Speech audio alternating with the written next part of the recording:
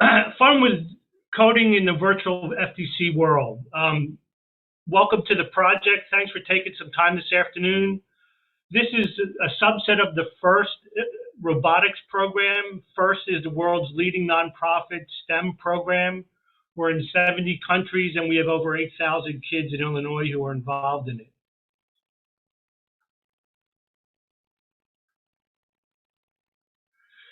So schools can make coding fun by using the VRS. We make coding fun because we use a model of robotics and coding developed by Dean Kamen, the founder of FIRST. He uses the sports model where kids want to be at center stage. And of course, what parent doesn't want to see their kids at center stage? So the question is, who's going to turn pro? The girls on the left have about less than a 1% chance of even making it to the NCAA. But I can tell you that every one of those girls in the robotics team will turn pro. The virtual robot simulator is exactly like the real life robotics tournament. It's just a free resource that simulates the project. This uses the game called Ultimate Goal, and it has students throw targets, rings at the targets in the back. And the goal is to see how many points you could score in 30 seconds. The maximum score is 119. The picture on the left is not actually the full, it's after autonomous. So we've had a highly successful program at Deerfield. We have some Deerfield teachers here to talk about their program, but this is what we mean by doing it at center stage. At the end of the project, at center stage, now you don't always have to do it live, but you could do what we call the Promote Awards. Have helped us and we worked together. I like that we persevered even if it was hard, and what I didn't.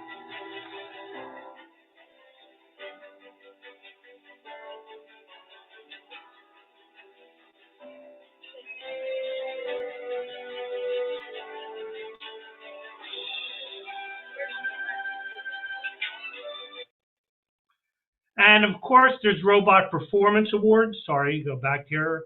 So these are what the kids actually did. Whoops, sorry, wrong link.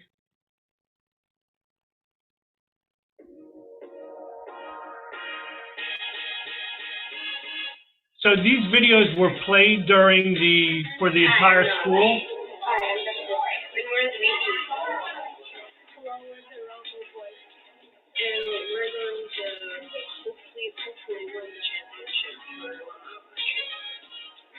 Hi, I'm Cole. Hi, I'm Zach. And we're Dash. Hi, I'm Sasha. Hi, I'm Sam. And our new name is the S-Bot.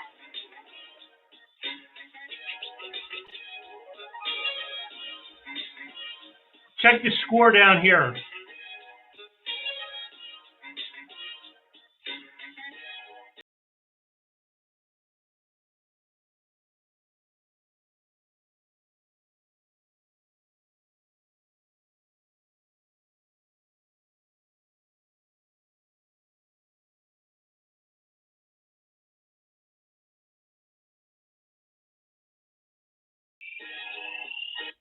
Now, I know I said that the maximum score was 119, but we changed the rules after that video was made. The robot simulator could be used as a teacher-directed fashion. Jacob will talk about that in a minute. It could be self-paced, or you could use it as a flipped classroom. And our goal is to get this free resource into schools throughout the state of Illinois and elsewhere. Jacob, tell about your curriculum project. Thanks so much, Mr. Weiland. My VRS curriculum guides students through the basics of software development and is framed by the FIRST ethos of gracious professionalism and cooperation. The curriculum opens with a brief explanation of robotics and FIRST. Then students play the video game-like teleop portion of the virtual robot simulator program to show them that learning STEM can be fun and engaging. Once we get them hooked on that, the next half dozen or so lessons teach students the basics of software development, framed by the first challenge, ultimate goal. Kids are challenged to think beyond what they learned and follow along pre-recorded videos that I've produced on their own virtual robot simulator programs before experimenting and solving a few puzzles, combining multiple elements and going one step beyond what's covered in the videos. Kids document their own successes and challenges in their own engineering notebooks. The kids are then tasked with completing the actual challenge robotics teams across the world tackled a few seasons ago. Ultimate goal. The course ended with the display of each student's final program, and the highest scoring groups were celebrated as shown before. I personally spent my summer redeveloping the curriculum alongside DPS School District 109, who a few staff members that helped me are here today. The course was streamlined and all of the resources for both students and teachers were given a facelift based off of feedback that we got from its implementation last school year. The VRS appeals to a bunch of different people, and it appeals to students in a multimodal way. Not only students who are like really into STEM and coding are going to find success and enjoy it, but also you need, just like a real robotics team, you're going to need artists, you're going to need writers, builders, leaders, and you're going to need a bunch of different ideas all coming together. And it sort of helps engage students and teaches them how to cooperate with one another in addition to how to program a robot. Yeah. Okay, so if anybody has any questions, we have 3 teachers from District 109 who could talk about the implementation of the project. But otherwise, we want to go on to the hands-on. So if you have the project, if you would click on this link. Okay, so if you were with your kids, you would, of course, do how to use, but we're going to skip over that. As Jacob told you, we have the gamepad version of the game where you could drive around, but we're going to spend most of our time on the programming section. So if everybody will click there.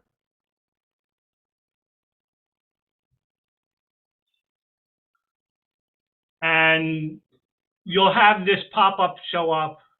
Just get rid of that. Again, if you were in class, you would want to go through that, but we're going to skip it.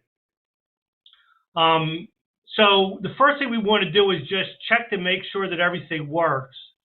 And so we're just going to go initialize and start.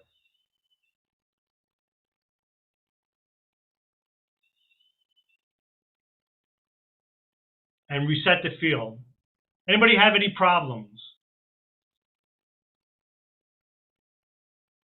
Okay, so no problems. I think they would be in the chat box if you did.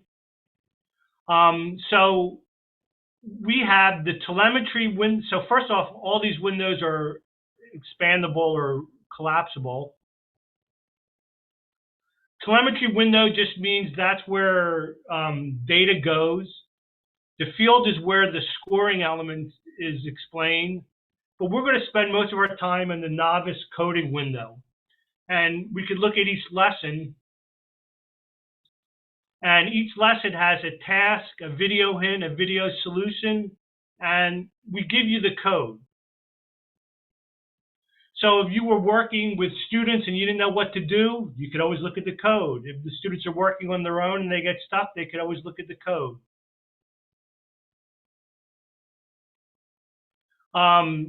And we, of course, have video hints, and we have the advanced section. The advanced section is exactly like the original novice section, except that it uses more advanced coding skills like variables and loops. There's also a document here that you can pop out that has sort of the same thing, but in a list form. So sometimes teachers like to have that list available. So now let's go back to the coding project and see. So our first lesson is drive to the white line.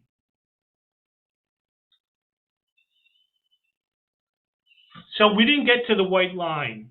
There's only 2 things that you could adjust in this case, and that's the power, but power only goes from -1 to 1, or the sleep. So could somebody put a suggestion what they would change the sleep to in the chat box to make the robot get to the white line?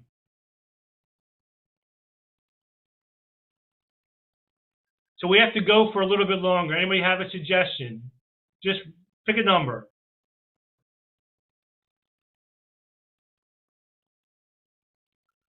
Well, I'll try 2,000. Why not? And that's 200. 2,000. Why are you? Go backwards. 1,600. Good. Somebody voted. 1600. Initialize. Start. Make this a little bit bigger. Not at the white line yet. Let's try something bigger. Somebody want to go? Let's try 2,200. Not that much.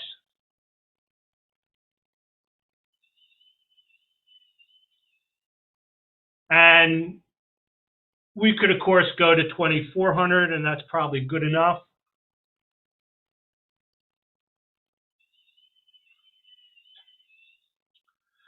Now, we're pretty close to the white line, so we could, of course, spend some more time doing that.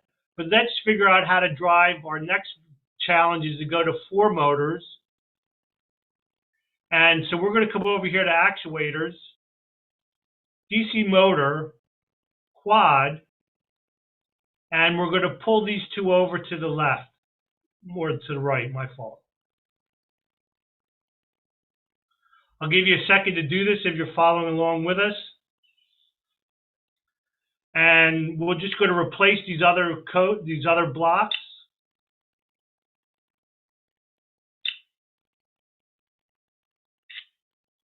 And replace this block. Okay, now we'll just reset the field. And think to yourself, what's your prediction? How's the robot going to drive? Everybody made a prediction? Initialize, start. Wow, the robot went too far. Anybody have a suggestion how we should change the time? Well, let's go to 1/2.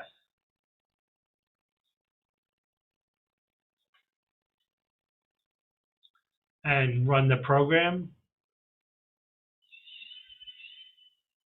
And we got to the white line.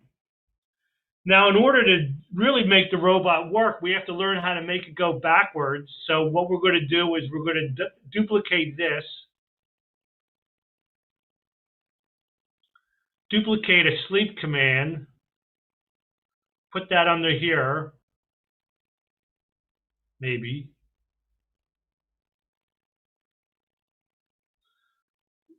Put that there. Put this in between. And now, in order to make it go backwards, we have to change these to -1s.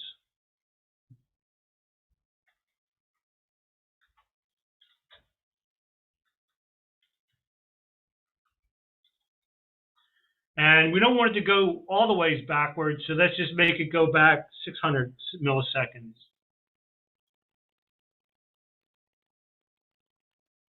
And we'll reset, start,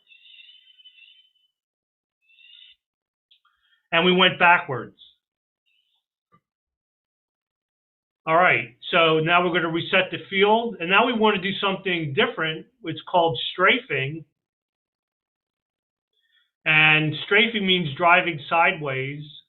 And if you had a Jacobs Engineering notebook out, there's a diagram in there, but we're just going to go with me. And let's see if this will actually strafe.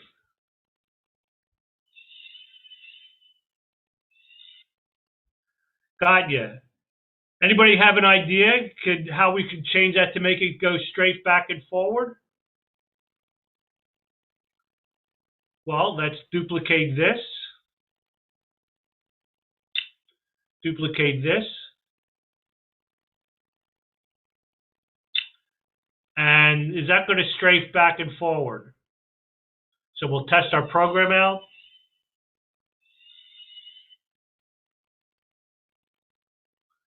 And it looks like it went farther. So let's change this to -1, to 1, to 1, to -1. And now we'll reset the field, initialize, start. And we got back and forth. The last job that we have to do is figure out how to shoot.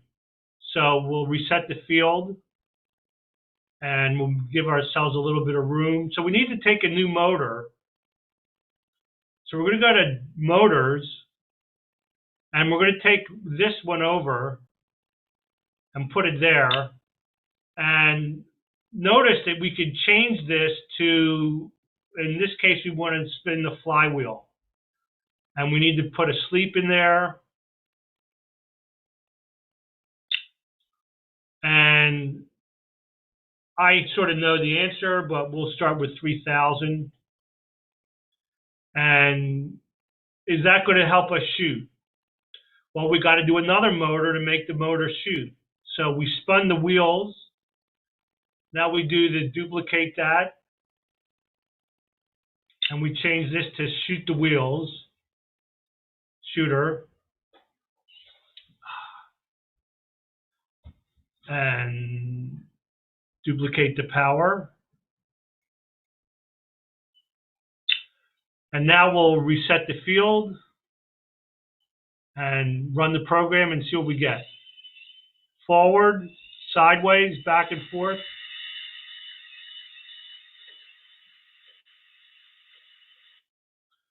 All right, so it went too far to the left, so that's because we didn't put a sleep in there, so we're going to bring a sleep down.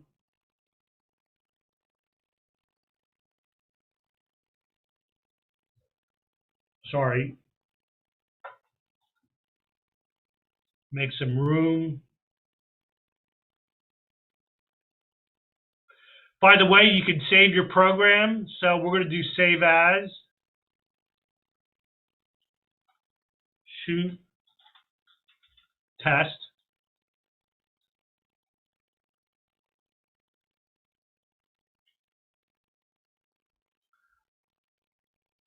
And we would put this sleep in there. We're going to put another sleep in here. And let's see what we get. Reset the field.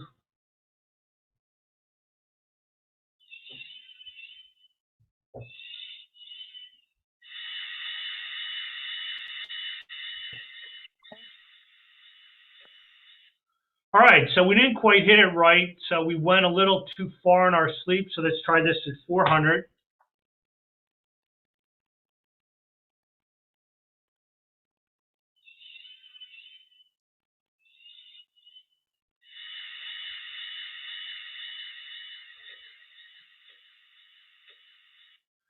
So we got to move it backwards a little bit. So let's go back to our backward command, and we need to find that. So we'll put 0.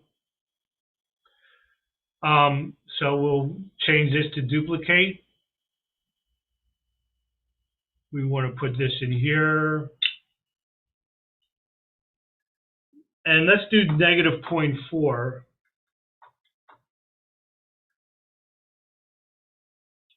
-0.4, because we want to sort of go slowly backwards, not so fast.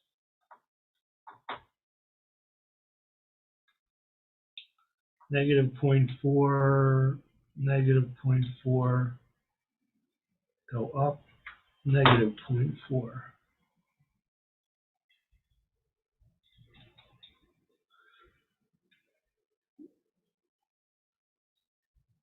It's been a while since I was in a classroom, but I was sort of surprised that there's not a lot more talking. And reset the field. Initialize, start. Ooh, I forgot to put.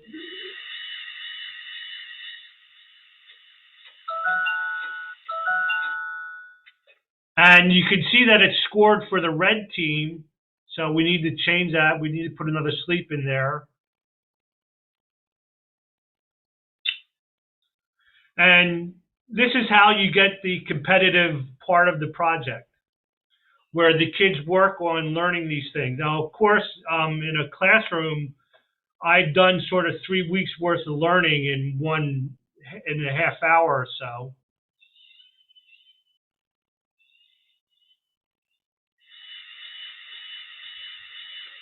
Put the sleep in the wrong spot. Put that there.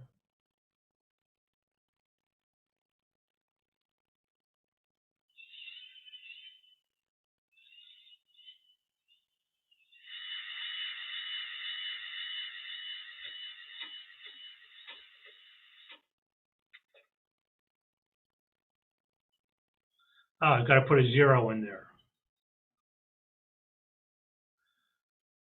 So you can see how much the challenge is to get kids to learn the code. And so we put the 0 in there.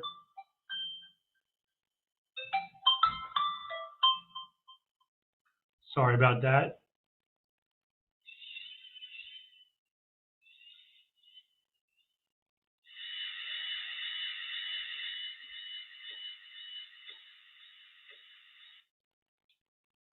All right, so let's see.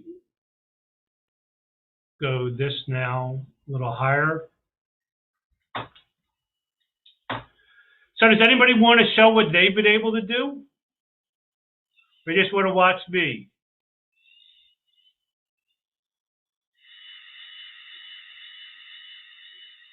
Yay, look at that. I don't know why the scoring didn't work, but let's save that.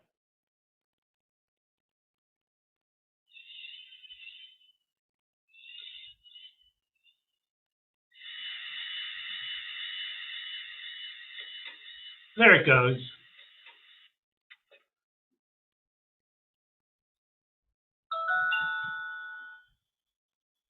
Anyway, I can show you some more, but you must have some questions. By the way, I'm available to do some in-service lessons with you and your teachers at your school if you would like to use this.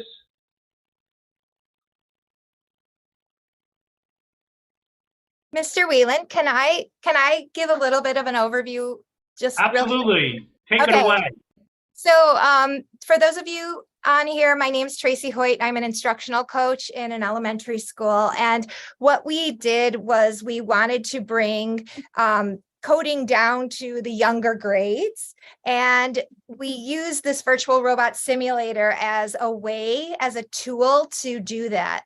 And so really what Mr. Weiland was demonstrating was the actual work that the kids did and all of the trial and error that they went through.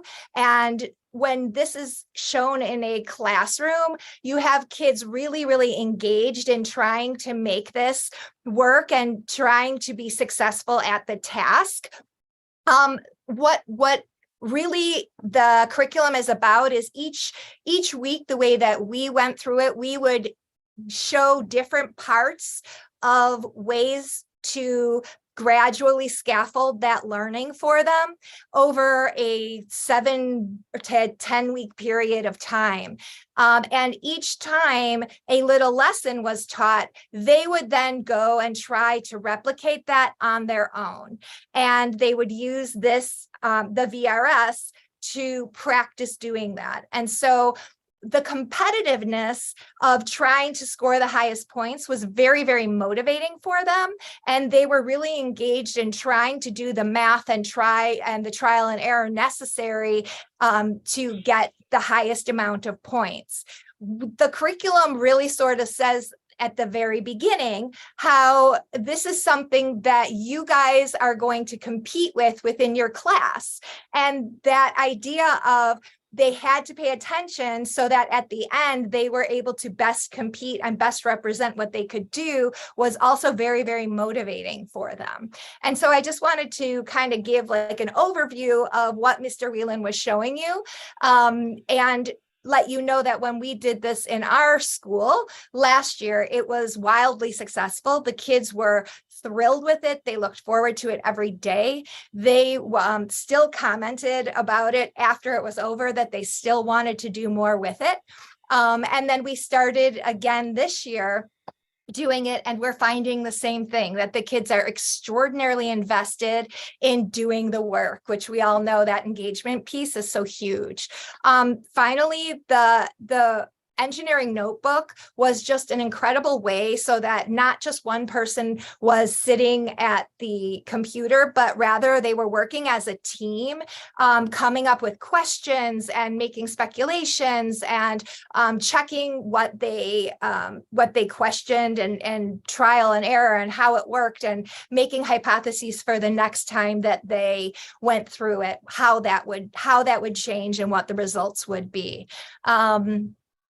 I think that pretty much sums up what we did here at Wilmot School, but I'm happy again to answer any questions for how to make that sort of happen. It also was really exciting because they had a high school student teaching them instead of their typical teacher. So having Jacob go through and teach those lessons to them was very motivating. It was very relatable, and they really were excited to sort of see what he was going to be teaching them next.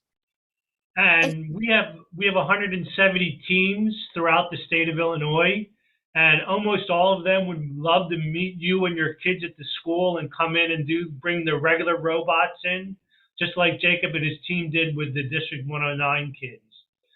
So we have teams from all over the state that are available that would just love to show off their robots, usually after school. So there's I sort of went through the engineering notebook.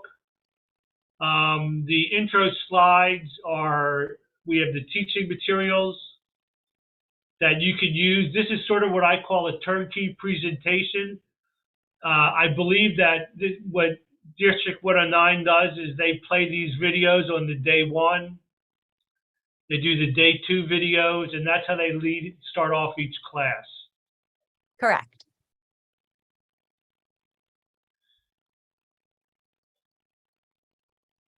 So, are there any questions that we could answer? We have the computer teacher here, our STEM teacher here, rather. We have our innovation specialist. We did this in one school, and it actually has spread to all the schools in our district. And so we're very happy to help with any ideas that you might have for your district. Our information's in the presentation, and we're happy either to answer questions now, or if you had questions after the presentation, we're happy to answer that as well.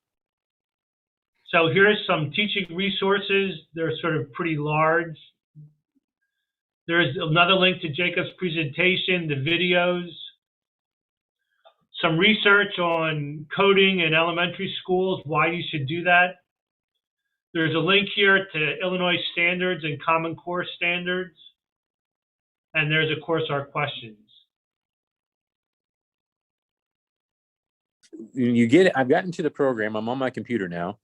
How does everything start? I know you probably went over that. I don't see it. I opened up the programming site, and it's just like, boom, I've got a program sitting in front of me, but I don't know how I actually get started with this.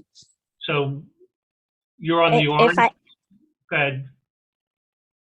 Hi, this is Maria. I'm the innovation specialist. I was just going to say, to help supplement everything that Mr. Weiland was showing, I'm on my phone right now, so I don't know what slide it's on, but the slide deck that Mr. Weiland had up that said like day one, and then there was like a video, those will really take you. It's basically, if you follow that slide deck and watch the videos, you will see exactly how this is going to be introduced to the students, as well as like how to open the program and start your coding. Okay. It's like, right. That's going to be like really helpful. I don't have that link. So it's in the, so here, let me show you. It's in the document. Because I didn't see a link to the document in the chat. So right here, so let's go back. So do you see the screen now? Yeah, I see it now. Hold on a sec. The bit.ly.'s covered up by the bottom of your screen though. It's on the slide that says Jacob's classroom presentation. That's going to be the slide deck. It's amazing. But I don't see the link. It's on VRS on slide resources. 19. If you click on the white text, it should be a hyperlink. Right, but I don't have the link to the slide deck is what I'm saying. Oh, okay. That's what I'm trying to get. There was a bit.ly on the screen just for a second and then it disappeared, and I've dropped that into the chat for you if you'd like. Yeah, that'd be best. Yes. It's there now. Thank you. That's what I was looking for in the chat. I never saw it. So. Oh, so sorry. Oh my gosh, that would be helpful. Yeah. Sorry. I always go back to the chat and look. I just didn't see it. Oh yeah, that works wonderful. Yeah, that's perfect. Exactly. That's exactly what I need right there. So. Right. Great. Thanks, Sean. So I really don't have any other questions because otherwise we've done a lot of coding this year with Stuff in Tinker, the free Stuff in Tinker. I know code.org is pretty similar to that too. We've got a STEM club after school. We've been doing drone blocks and that also. All the block coding works really hand in hand, and the students are really taking hold of that. So this would just go along with that, I think. This is a perfect. Oh, go ahead, Jacob. I was going to say one of the reasons why, all those are great, but one of the sort of cool and unique things about the VR, this is it's very easily able to relate it to an actual physical thing. And so instead of it being like abstract concepts, you're actually able to see your little virtual robot like moving around and completing various tasks. And that sort of grounds the whole experience a lot for students. And it's a really, one of the best parts about it that we found as elementary school was we said that, little kids are always practicing baseball in hopes of being on the high school baseball team. They're practicing football, they're practicing dance in hopes of being on these teams in high school. And the way we phrase this to our students is, if you want to be on the high school robotics team, these are things that you can do, because this is almost a simulation of some of the things that happen on a high school robotics team. And so it exposed all of these kids to something that really doesn't get a lot of attention in elementary school, the same way that sports and dance do. So I think that is one thing that was kind of different about it than some of the other coding programs that we had. Right. Mm-hmm. Yeah, I like this. Very nice. There's a question in the chat, and I think there are some comments that are going to just hosts and panelists, and some comments that are going to everyone. So can you let us know there, Jonathan, how long is each lesson? And I see, Jacob, you've shared about the videos and so on.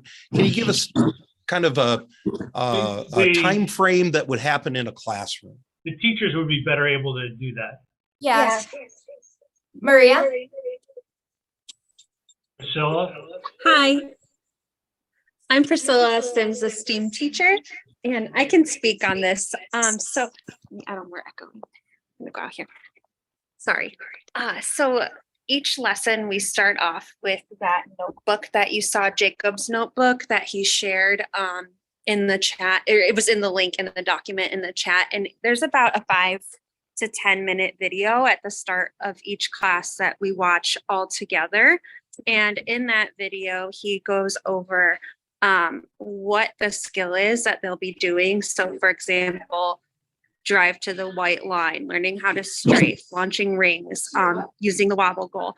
And then he shows them, he opens the program, he screen shares and shows them how to actually apply that code in the VRS website.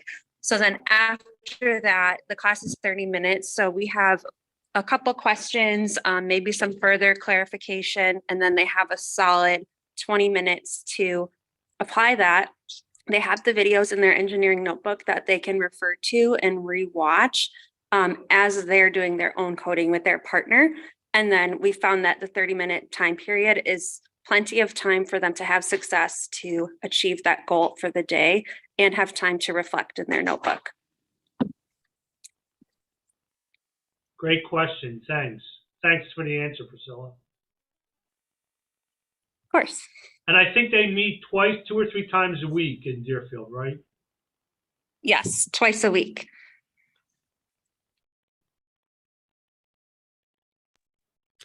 And Jonathan, you mentioned that there are teams available that might be willing to come out to visit schools that are interested in exploring this a little bit. Can you tell us a little bit more about that and how they'd get in touch with you? So I'll put I think you're looking at my screen, right? Correct. Let's get to the last page. So as I said, I'm the director of the First Tech Challenge program, and kids in the First Tech Challenge program are encouraged to do outreach to other kids and bring them into the fold or to share their knowledge about robotics. And so we have teams in virtually the entire state. There's hardly a corner that doesn't have access to one of our teams, and they would love to come and visit your school and talk about robots.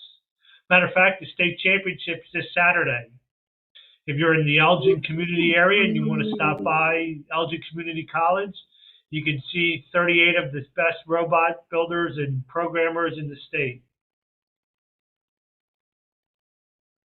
Thank you very much for joining us today. We really appreciate it. Thank you, and hope to see you sometime around the robot world. Excellent. Thanks, everyone. Thank you.